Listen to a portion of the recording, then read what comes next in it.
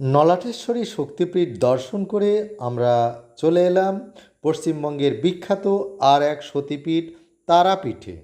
তারাপীঠে সতীর চোখের তারা অর্থাৎ মণি পতিত হয়ে একটি শক্তিপীঠের সৃষ্টি করেছিল। তারাপীঠ দ্বারকা নামক নদীর তীরে অবস্থিত। তারাপীঠ তন্ত্র সাধনার জন্য জগৎ বিখ্যাত। এখানের শ্মশানভূমিতে তান্ত্রিকগণ দিন রাত তন্ত্র সাধনায় নিমগ্ন থাকেন। তারা মায়ের মন্দিরটি ৮ চাল বিশিষ্ট বাঁকানো খিলান। ১৩ শতকে মন্দিরটি নির্মাণ করেন জগদত্ত বণিক নামক এক ব্যবসায়ী।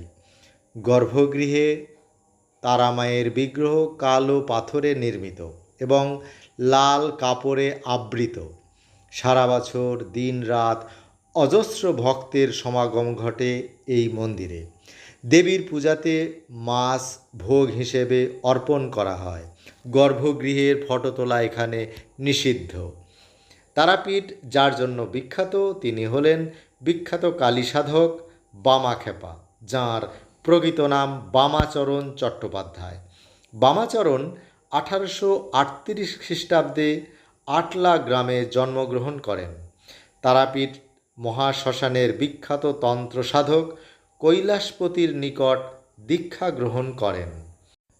কালক্রমে বামাখ্যাপা তারাপীঠ মন্দিরে তারা মায়ের পূজারী নিযুক্ত হন। আমৃত্যু তিনি তারা মায়ের পূজারীই ছিলেন। তন্ত্র সাধনায় সিদ্ধি লাভ করেছিলেন। 1918 খ্রিস্টাব্দে তারাপীঠে তিনি পরলোক গমন করেন। তারাপীঠ মহাশ্মশানে তাঁর সমাধি মন্দির বর্তমান রয়েছে।